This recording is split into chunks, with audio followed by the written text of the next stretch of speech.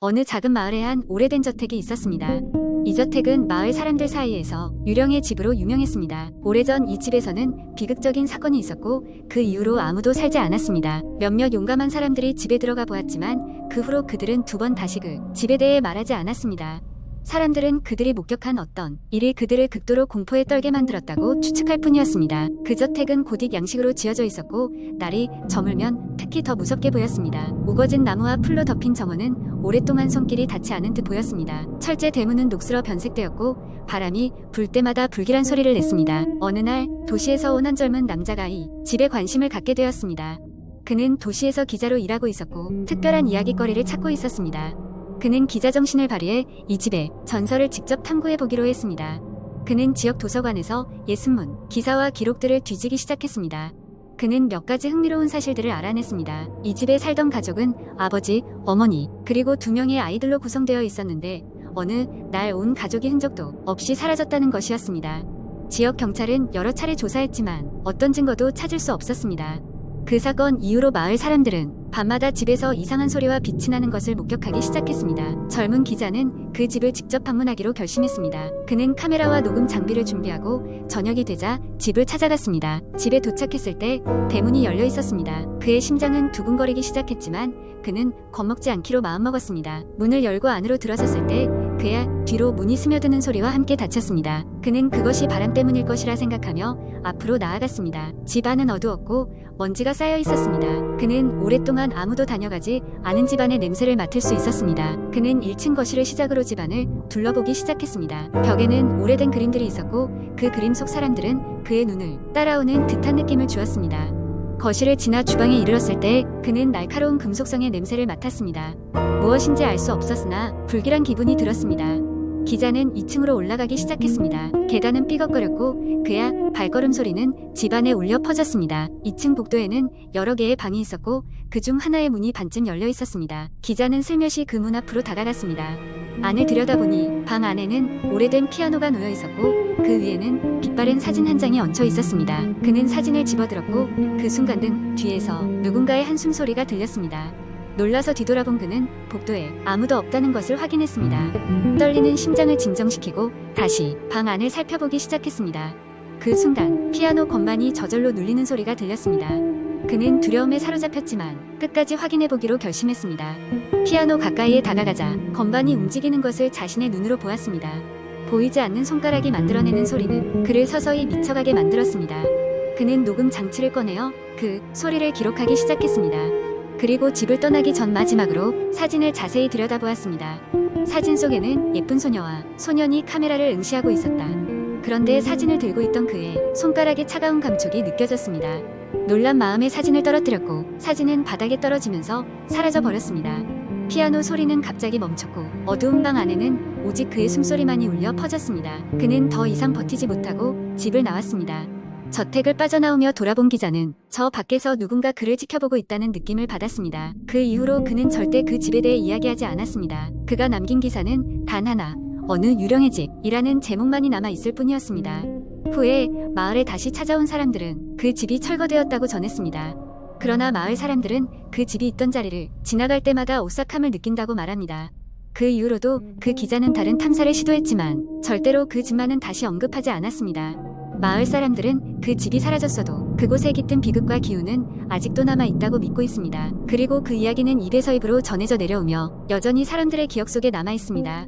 두 번째 이야기, 여름이 되면 한국 인터넷 커뮤니티와 SNS에는 어김없이 공포 썰이 올라오기 시작한다. 그 중에서도 가장 길고 소름 끼치는 이야기 하나를 들려주겠다. 이 이야기는 산속의 민박집이라는 제목으로 몇 년 전 여름에 실제로 겪은 일을 바탕으로 쓰여진 것이다. 친구들과 나는 대학 졸업을 앞두고 마지막 여름 방학을 특별하게 보내고 싶었다. 그래서 우리는 무작정 차를 몰고 경상남도의 어느 깊은 산속으로 여행을 떠났다. 인터넷에서 발견한 작은 민박집을 예약했는데 거기는 아주 저렴하고 조용한 곳이라고 했다. 도심의 번잡함에서 벗어나 자연 속에서 쉬고 싶은 우리에게 딱 맞는 장소였다. 도착한 시간은 저녁 무렵이었다. 어스름한 빛 아래 민박집은 생각보다 더 낡고 작았다. 주인은 나이 지긋한 할아버지로 우리를 반갑게 맞이했다. 할아버지는 이곳에 오는 손님은 많지 않다며 도시로 돌아갈 마지막 버스가 저녁 6시라고 했다. 우리는 차를 가지고 있어서 크게 신경 쓰지 않았다. 집 안은 옛날 분위기가 물씬 풍겼다. 나무 바닥이 삐걱거리고 오래된 가구들에서 세월의 흔적이 느껴졌다. 우리는 방을 배정받고 짐을 풀었다. 밤이 되자 마음이 편안해지면서 자연의 소리에 귀를 기울이게 되었다. 하지만 그날 밤 첫 번째 이상한 일이 벌어졌다. 자정쯤 우리는 거실에서 담소를 나누고 있었다. 그때 갑자기 창문 밖에서 희미한 노랫소리가 들려왔다. 처음에는 누군가 장난을 치는 줄 알았다. 하지만 창문을 열고 밖을 살펴봐도 아무도 없었다. 그저 어두운 숲이 펼쳐져 있을 뿐이었다. 기분이 묘해진 우리는 방으로 돌아가 잠을 청하기로 했다. 얼마 지나지 않아 또 다른 소리가 들려왔다. 이번엔 누군가 나무 계단을 올라오는 듯한 소리였다. 한 친구가 용기를 내어 방 밖으로 나갔지만 역시 아무것도 발견하지 못했다. 우리는 서로를 안심시키며 그냥 신경 쓰지 않기로 했다. 다음 날 아침 할아버지는 우리가 떠나기 전에 방문하게 되어 기쁘다고 말했다. 어제 일에 대해서 물어보았지만 그는 그저 웃기만 할 뿐 별말이 없었다. 우리는 이상한 기분을 떨쳐내려 산책을 하기로 했다. 숲속을 거닐다가 우연히 오래된 절을 발견했다. 그곳은 사람의 발길이 끊긴 듯 자물쇠로 굳게 잠겨 있었다. 그 안에서 우리는 작은 비석들을 발견했다. 글씨는 읽을 수 없었지만 하나의 비석에서 묘하게 익숙한 이름을 찾았다. 믿을 수 없게도 그것은 민박집 주인의 이름이었다. 소름이 끼치는 가운데 우리는 서둘러 그곳을 떠나기로 했다. 민박집으로 돌아왔을 때 우리는 아무 말 없이 짐을 챙겼다. 돌아가는 길에 할아버지는 여전히 친절하게 배웅해 주셨지만 어딘가 모르게 쓸쓸해 보였다. 차에 타서 출발하려는 순간 친구 중 한 명이 본인을 부르며 뒤를 돌아보았다. 아무것도 없는 공터였다. 그 친구는 주섬주섬 무언가를 줍더니 얼굴이 창백해져 돌아왔다. 그가 손에 들고 있던 것은 역시 다른 친구에게도 익숙한 물건이었다. 민박집에서 떠난 시간이 마지막 버스가 떠날 시간이 가까워졌을 무렵이었지만 할아버지가 말했던 그 버스는 아무리 기다려도 나타나지 않았다. 그때 우리는 자신이 무엇인가 끔찍한 일에 휘말려 있다는 것을 깨달았다. 운전은 했지만 숲속 길은 미로처럼 얽혀 있어 쉽게 빠져나올 수가 없었다. 결국 우리는 인근 마을까지 겨우 차를 몰고 나와야 했다. 돌아가는 길에는 아무 말이 없었다. 서울로 돌아온 후에도 친구들과 급격히 멀어졌으며 그날 밤의 기억은 꺼내고 싶지 않았다. 지금도 여전히 그 민박집은 인터넷 예약 사이트에 있다. 그곳을 찾는 사람이 별로 없는 듯하지만 만약 이 이야기를 본다면 꼭 조심하길 바란다. 어쩌면 그 할아버지는 여전히 그곳에서 손님을 기다리고 있을지도 모른다. 세 번째 이야기. 어느 날 내가 자주 가는 인터넷 커뮤니티에서 도시 전설이라는 게시물이 눈에 띄었다. 호기심에 클릭해보니 제목은 끝나지 않는 계단이었다. 이 이야기는 한 도시에 있는 오래된 건물, 특히 아무도 사용하지 않는 낡은 병원에 관한 이야기였다. 이 병원은 1990년대 초반에 운영을 중단했는데 그 후로는 거의 방치 상태였다. 병원의 외관은 세월의 흐름을 고스란히 담고 있었고 번쩍이는 유리창 대신 깨진 창문과 균열이 온 벽에 퍼져 있었다. 지하 3층까지 존재하는 병원은 특히 그 지하 계단이 이상하다고 했다. 도시 전설에 따르면 그 계단을 내려가면 내려갈수록 끝이 없고 돌아가려 해도 다시 돌아갈 수 없는 길로 이어진다고 했다. 이전에도 몇몇 호기심 많은 청년들이 그 계단에 들어갔다가 돌아오지 못했다는 이야기도 덧붙여 있었다. 해가 지고 난 후 그들의 친구들은 밤새도록 그들을 찾았지만 병원 내부에는 그 누구도 없었다. 마지막으로 그들이 전하려 했던 메시지는 불안한 음성 메일로 남겨졌고 그 내용은 계단이 끝이 없어. 돌아가야 해. 하지만 돌아갈 수 없어. 라고 전해졌다. 나는 이런 이야기에 매료되어 한번 그 병원을 찾아가 보고 싶은 욕망에 휩싸였다. 내 친구 3명과 함께 호기심에 이끌려 그 병원으로 향하기로 했다. 우리는 낮 동안 병원 주변을 탐색하기 시작했다. 폐쇄된 건물 주변에는 적막함이 감돌았고 이상하게도 빠르게 지나가는 바람 소리 외에는 아무 소리도 들리지 않았다. 마침내 우리는 병원 내부로 들어가는 방법을 찾았다. 한쪽 벽은 낡아 있어서 벽난로처럼 생겨 있는 틈을 통해 들어갈 수 있었다. 내부는 고요했고 빈 침대와 녹슨 휠체어들이 방치되어 있었다. 우리의 목표는 그 지하 계단을 찾아가는 것이었다. 그래서 우리는 지하로 내려가는 입구를 찾기 위해 탐색을 계속했다. 불안한 마음을 숨기며 드디어 지하로 이어지는 철문을 열었고 서늘한 바람이 우리의 얼굴을 스쳤다. 우리는 손전등을 켜고 조심스럽게 계단을 내려가기 시작했다. 계단은 처음에는 정상적으로 보였으나 몇 층을 내려갔을 때 무언가 이상하다고 느꼈다. 내려가도 계단은 끝나지 않았다.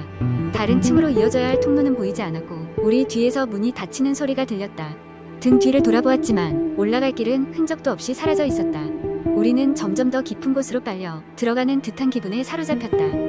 공포가 밀려오면서 우리는 추측하기 시작했다. 모든 것이 현실인지 아니면 우리가 어떤 장난에 휘말린 것인지 알 수 없었다.